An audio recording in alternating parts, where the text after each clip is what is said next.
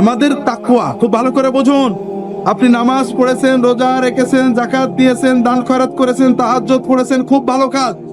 কিন্তু এই ভালো কাজগুলো সত্যিকারের তাকওয়া অর্জন করেছেন কিনা, আপনি আসলে ভালো কাজগুলো সত্যিকারের ভালো হয়েছে কিনা, আপনার জীবনে এসেছে কিনা, এটা প্রমাণ করতে একটু তাকান আপনি মানুষের সাথে কি আচরণ করেন।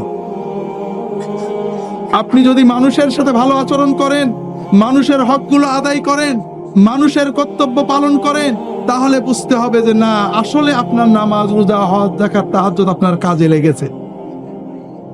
আর যদি এত কিছুর পরেও আপনার ছেলের সাথে সারাদিন ঝগড়া, মেয়ের সাথে খারাপ ব্যবহার, স্ত্রীর হক আদায় করেননি, স্বামীর সাথে ঝগড়া করেছেন, আপনি মা বাবার হক আদায় করেননি, আপনি প্রতিবেশীদের সাথে ঝগড়া করেন, মারামারি গোলমাল করেন, আপনি ভালো করে বুঝে নিন আপনার এই ভালো কাজগুলো ভালো পর্যায়ে যায়নি।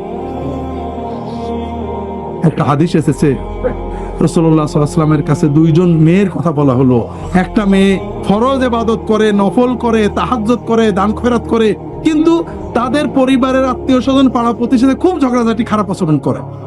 নফল ফরজ ইবাদত করে, তাহাজ্জুদ পড়ে, জিকির করে, দান খয়রাত করে, সব করে, কিন্তু মানুষের সাথে ঝগড়াঝাটি করে, খারাপ আচরণ করে।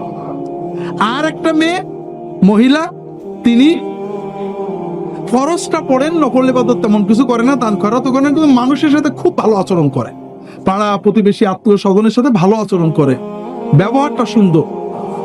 রাসূলুল্লাহ সাল্লাল্লাহু আলাইহি ওয়াসাল্লাম প্রথমের কথা বললেন ও জাহান্নামে যাবে, আর দ্বিতীয় মহিলার কথা বললেন ও জান্নাতে যাবে।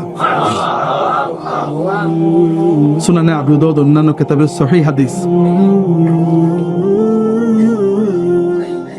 মা ইউদাউ ফি মিজানিল আবদ ইয়াউমুল কিয়ামাহ আথকালা মিন হুসনিল খুলুক ওয়া ইন্না সাহিবা হুসনিল খুলুকি লা ইউদরিকু বিহি দারাজাতাস সাইমি ওয়াল কায়িম।